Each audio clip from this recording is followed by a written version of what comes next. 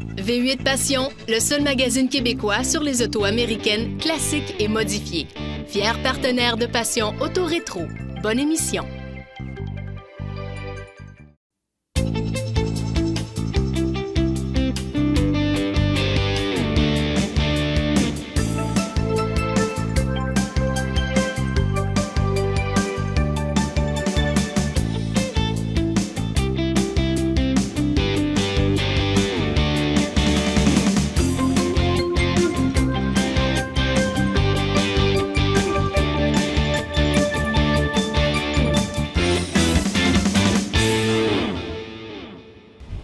Bonjour à tous, bienvenue à Passion Auto Rétro. Cette semaine, on vous présente une voiture lancée en 1955 pour faire concurrence à la Chevrolet Corvette. Donc, sans perdre un instant, je vous présente une Ford Thunderbird 1968 et je vous la fais découvrir avec M. Ferland. « 1967 marque l'arrivée de la 5e génération de la Ford Thunderbird et un deuxième changement majeur de direction. Le premier s'était produit en 1958 quand la voiture abandonna le format 2 places pour 4 places. L'avènement de la Mustang chevauchait le style de la Thunderbird, deux véhicules sportifs offerts en 2 portes coupées et décapotables.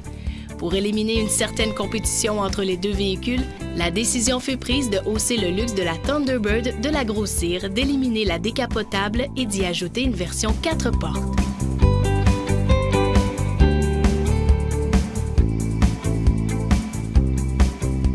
Monsieur Ferland, vous êtes propriétaire d'une Ford Thunderbird 68. C'est une voiture significative, une voiture américaine. Votre passion, vous, pour la voiture antique, elle débute quand? Dans ces années-là, peut-être 4-5 ans avant, parce que je voyais ce véhicule-là circuler. Fait que là, ça a donné le goût de ça. Puis à un moment donné, il a arrêté de circuler.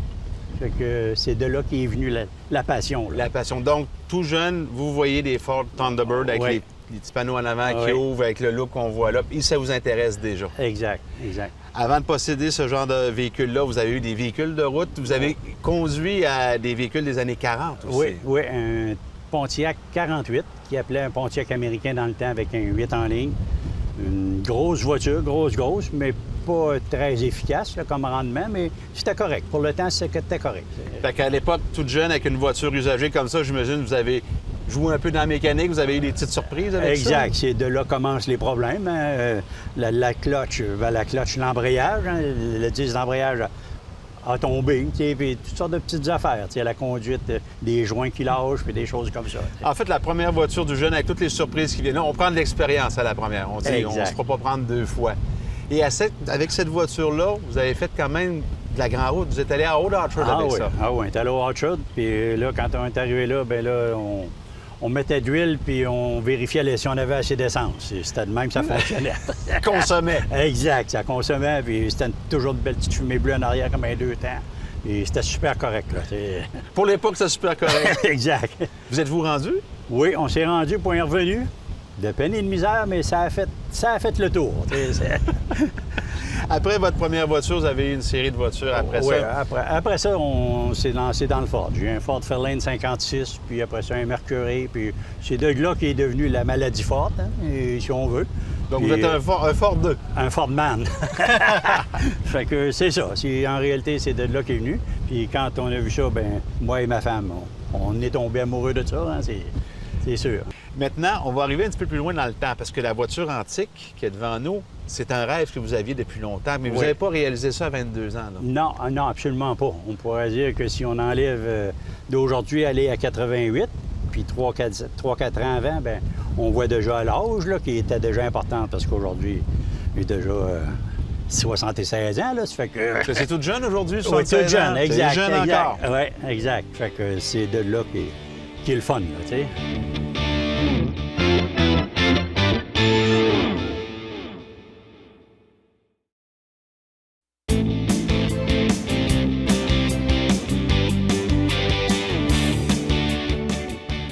Monsieur Tauvin, dans l'histoire d'Alfa Romeo, il y a beaucoup de recherche et de développement, ce qui a permis à la compagnie de gagner plusieurs courses.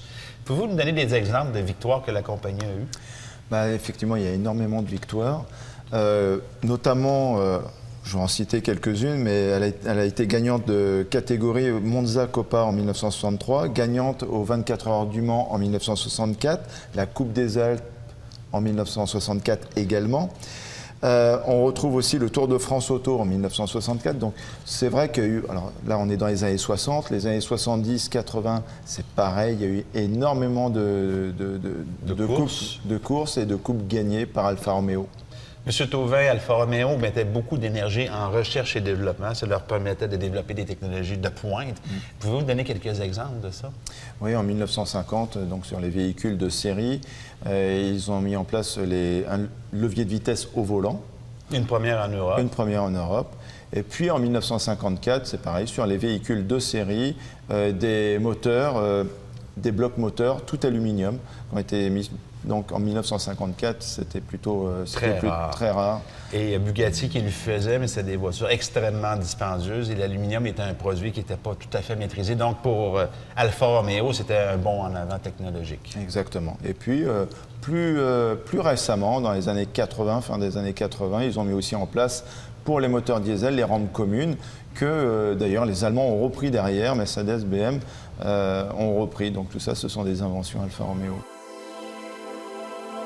Cette série sur les fougueuses Alfa Romeo vous a été présentée par le groupe JD de Bois-Châtel, à 1 minute des chutes.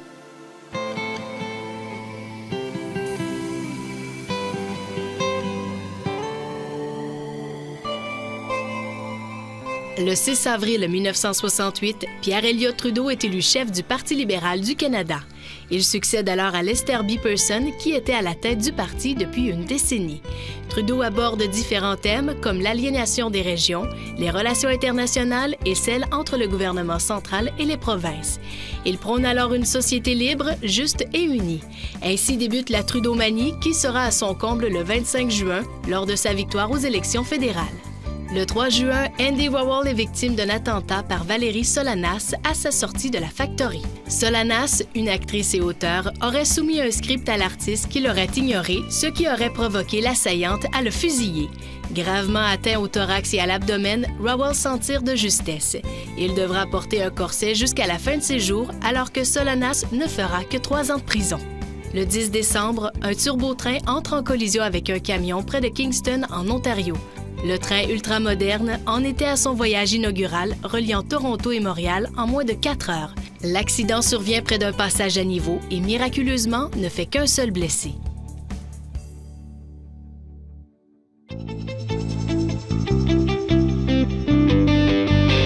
La qualité de construction de la Thunderbird 68 est vraiment très intéressante pour l'époque. Au niveau des joints de carrosserie, vous avez ici, ils sont très serrés, sont très rapprochés, alors que sur beaucoup de véhicules de l'époque américains, c'était distancé.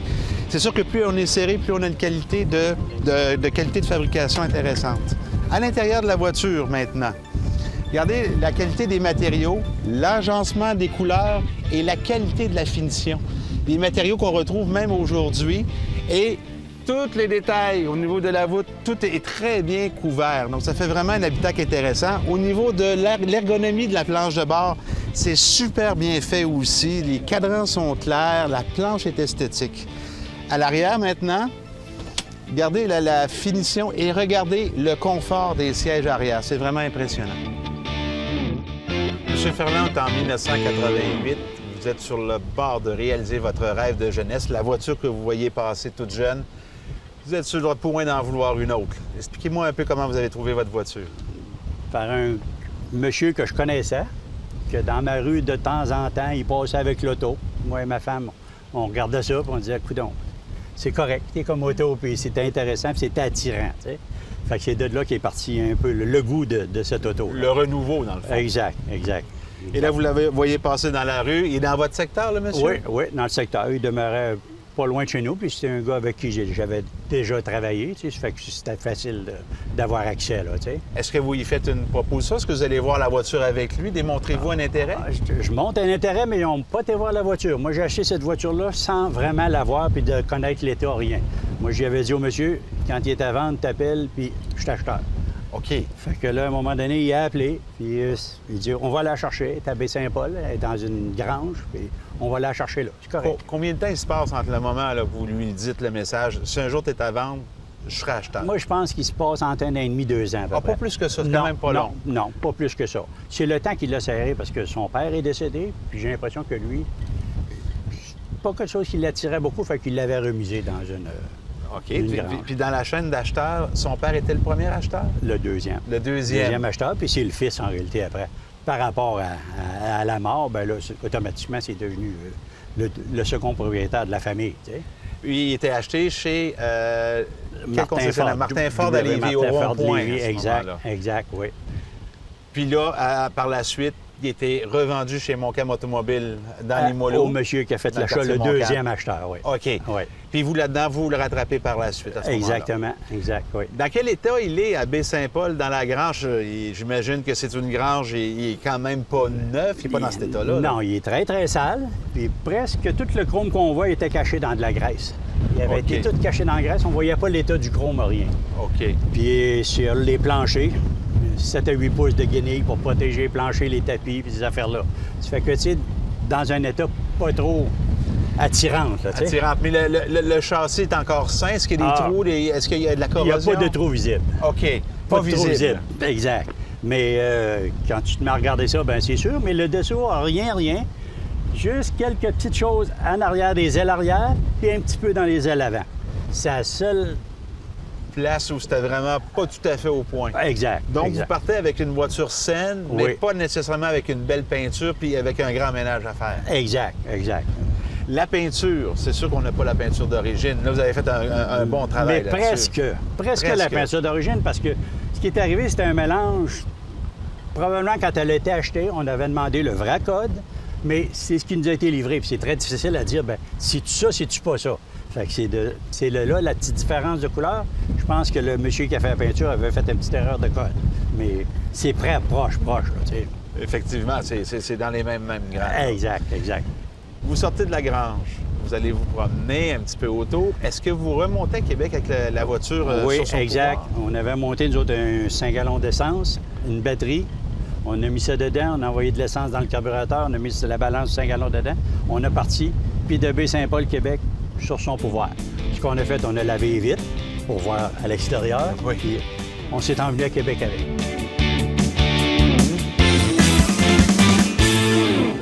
Le Churchill de fabrication anglaise a été utilisé entre autres par l'armée canadienne en 1942 lors du débarquement de Dieppe. Le Churchill est un char britannique utilisé lors de la Seconde Guerre mondiale. Il est le dernier aboutissement du concept de char d'infanterie, alors en vigueur dans l'armée britannique. Soyons francs, s'il était apparu 20 ans plus tôt, il aurait été extraordinaire. En effet, la Première Guerre mondiale en était une de tranchées et terrains difficiles. Le Churchill étant très à l'aise sur ce genre de terrain. Mais la Deuxième Guerre mondiale est une guerre de mouvement. Et ce char lourd et lent montrait l'image d'un char dépassé dans ses premières heures autant par son allure que par sa mobilité. Réputé pour son solide blindage, les soldats s'y sentaient en sécurité, car il n'avait pas la mauvaise habitude de prendre feu facilement, comme son cousin le Sherman. Il répond aux mêmes besoins que ses prédécesseurs, issus de l'expérience du premier conflit mondial. Accompagner une attaque d'infanterie sur un terrain bouleversé par l'artillerie. Pour remplir ce rôle, il doit être bien protégé, puissamment armé et disposer de bonnes capacités de franchissement. On ne recherche pas une grande vitesse puisque la progression doit s'effectuer au rythme d'un homme à pied. La tâche de développer le nouvel engin est confiée à Harland & Wolff, qui présente 4 prototypes en juin 1940. Cependant, l'expérience du corps expéditionnaire britannique pendant la campagne de France vient de prouver que les besoins ont changé. Rapidement, on change de spécifications et on fabrique le concept A22, dont la fabrication est confiée à Vauxhall Motors. Une invasion allemande étant considérée comme imminente, la War Office précise que le char doit être mis en production avant 1 an. Dès juillet, la conception est réalisée. Les premiers prototypes sortent en décembre 1940 et les premiers exemplaires de série en juin 1941. Cependant, cette rapidité de développement se traduit par de nombreux problèmes mécaniques dus à la sous-motorisation du char qui ne développe que 350 chevaux, aggravé par le manque d'accessibilité de son moteur. De plus, par manque d'expérience, les concepteurs oublient d'y placer des drains et le Churchill devient un véritable bain pour les pauvres soldats lors des grosses pluies. Ces défauts majeurs feront déclarer à Winston Churchill lui-même que ce char a encore plus de défauts que lui. Alourdi par une lourde protection, le Churchill ne pouvait pas dépasser 25 km/h. Les maladies de jeunesse du Churchill provoquent une contre-performance lors de son premier engagement au cours du raid sur Dieppe en août 42. Par contre, il faut reconnaître que la plage de galets aurait sûrement causé de gros problèmes à n'importe quel char d'assaut de la Deuxième Guerre mondiale. Lors de cette attaque de triste mémoire, les Churchill de l'armée canadienne sont devenus des proies faciles pour les Allemands. La production est alors à 2 doigts d'être stoppée au profit du nouveau char Cromwell. Le Churchill est sauvé par l'apparition en 1942 de sa version Mk3. Elle apporte de nombreuses améliorations mécaniques et substitue aux 2 canons du Mk1 un seul gros canon de 57 mm monté dans une nouvelle tourelle assemblée par soudure. Engagé en octobre lors de la seconde bataille d'El Alamein, le char y prouve enfin sa valeur. Capable de franchir les pentes comme aucun autre char de l'époque, il a aussi résisté à de nombreux tirs d'artillerie sans broncher. Dans les mois qui suivirent, d'autres versions plus lourdes vont faire leur apparition. Néanmoins, comme son moteur reste le même V12 Bedford, sa vitesse maximale déjà faible chute encore, passant de 25 à 21 km/h. Et du fait de la surcharge, le char continue de souffrir de nombreuses pannes, sans compter le bruit infernal qu'il faisait lorsque sollicité à pleine capacité. Il s'est aussi montré efficace en Normandie. Incapable bien sûr d'attaquer un Panther ou un Tigre, il pouvait quand même résister à leurs attaques, le temps de garder une position ou d'attendre un support aérien. Un canon de 6 livres et un blindage de 10 cm complètent l'équipement du Churchill. La semaine prochaine, la réponse au T-34, le Panzer V Panther.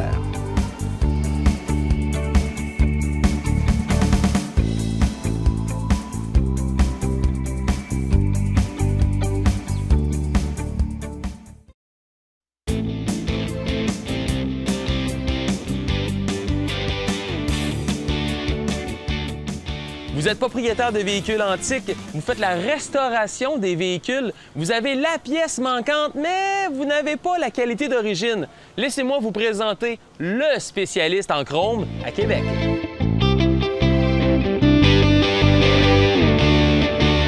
Aujourd'hui, je suis avec Yannick Couillard de Plaquage Royal Québec. Monsieur Couillard, bonjour. Bonjour. Bonjour. Plaquage Royal Québec, ça fait longtemps que ça existe? Ça fait 20 ans. 20 ans déjà? 20 ans déjà. Ça a commencé comment, ce projet-là? C'est l'ancien propriétaire Pierre Lagacé qui avait parti ça. Il travaillait déjà chez Galvanoplastie. Maintenant, aujourd'hui, moi, ça fait 6 ans que j'ai ramassé la compagnie. Lui était parti à sa retraite, donc maintenant, on essaie de se débrouiller sans lui, puis on essaie d'augmenter la clientèle, de 1, puis de 2, d'augmenter le service, la qualité, en plus de donner le meilleur service possible aux gens qui viennent. Et c'est quoi les services, justement, que vous offrez pour votre clientèle? On peut polir tous les morceaux, soit que ce soit du laiton, du cuivre, faire une restauration de tout genre sur n'importe quel type de métaux. Maintenant, on est un petit peu plus ferré, si on peut dire, pour faire le plastique maintenant. OK. Donc, on peut mettre du chrome ou faire des finis antiques ou des finis spéciales en or, comme laiton aussi, sur du plastique. Donc, comment ça fonctionne? Les clients viennent ici avec leur automobile, avec leurs pièces.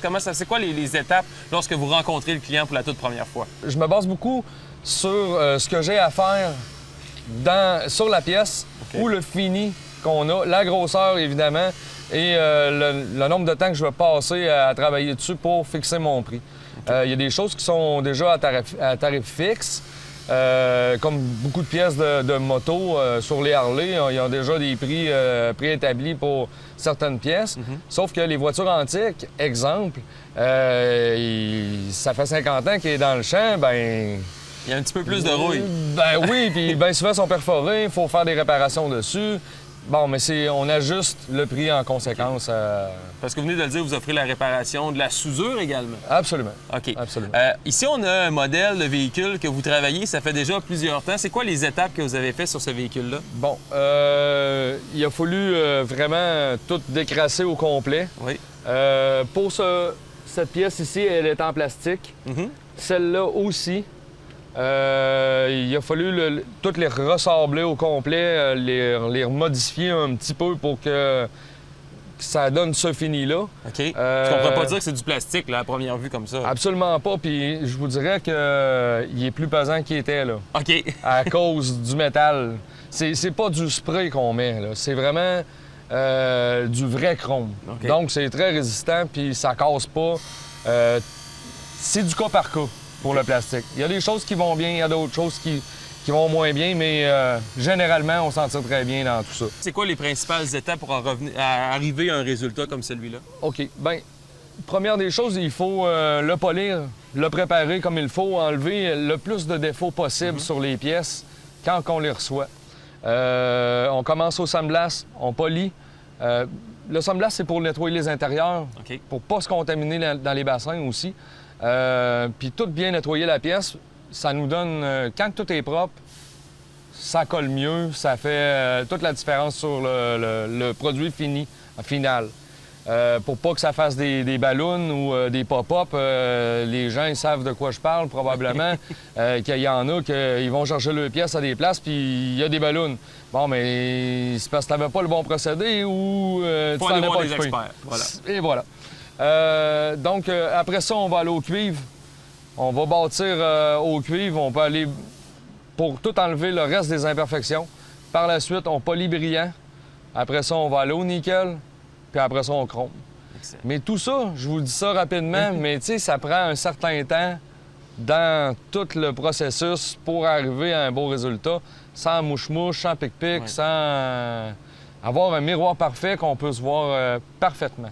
Donc, pour les gens qui ont leurs pièces, qui veulent une évaluation, comment ça fonctionne?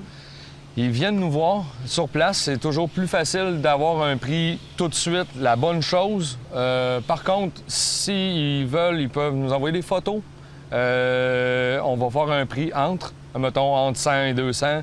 On va confirmer exactement le prix quand on verra la pièce. Parfait. Par téléphone, c'est difficile, mais Ouais. des fois, ça peut... on est capable de répondre un peu, mais c'est Ouais. vraiment une vague idée, là. Et l'évaluation est gratuite. Oui, absolument. Excellent. Absolument. Monsieur Couillard, merci beaucoup. Ça m'a fait plaisir.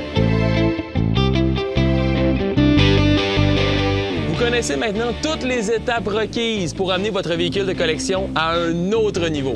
Tout ce qu'il vous reste à faire, c'est de venir voir le spécialiste. Plaquage Royal vous a présenté cette chronique. Pour des chromes impeccables, Plaquage Royal. Monsieur Ferland, la Thunderbird, c'est une voiture haut de gamme, on se le cache pas. C'est une voiture avec du prestige. Et même, on le voit même avec la brochure ici, à quel point c'était une voiture raffinée. On se sert même du matériel du toit pour venir faire le rappel avec la brochure. Et On voit la l'intérieur. qualité du document, la beauté de l'intérieur du véhicule, etc. On va aller voir ça à l'intérieur tout à l'heure. Ouais. Je voulais aussi souligner que votre voiture, vous roulez avec, vous tripez avec, vous Oui. vous promenez partout. Partout. Partout, partout. Quand on a commencé, après qu'elle ait été peinturée en 90, 89-90, on a commencé à faire des expositions avec et on a traversé le Québec à grandeur avec cette auto-là. Elle a vraiment fait ce qu'elle avait à faire. Vous avez fait du tourisme, vous alliez voir quoi, la parenté des shows d'automobiles. Vous avez vraiment visité le Québec avec votre voiture. Exact. Presque toutes les expositions, là, on a participé à ça, allait jusqu'en 95. Après ça, en 95, notre vie a changé un peu. Cette auto-là a été remisée. Elle a été 14 ans remisée. Oh! Puis, mais par contre, dans un garage sauvé, d'une place bien correcte, là, en dessous de chez nous, de toute façon. Et après ça, ben là, on a recommencé. Depuis 5 ans, j'ai recommencé à... En terminant, Oui. lorsqu'on ressort sa voiture après 14 ans, le feeling qu'on a, j'imagine que c'est un retour en arrière aussi? Oui, exact. C'est un recul, mais un bon recul. T'sais, un recul qui est plaisant, là. T'sais, c'est vraiment intéressant. Puis c'est quand même une voiture facile. T'sais, c'est pas une voiture difficile. Hein? Ça fait que c'est vraiment correct, là. T'sais. Après toutes ces années-là, la passion demeure toujours? Ah, toujours. Toujours, même d'après moi, elle augmente parce que je pense qu'on vient avec un peu plus de temps. Ça fait qu'en ayant plus de temps, bien, on pense plus à ça. On met plus de temps dessus. Exact. Monsieur Ferland, merci beaucoup de nous avoir partagé votre histoire. plaisir.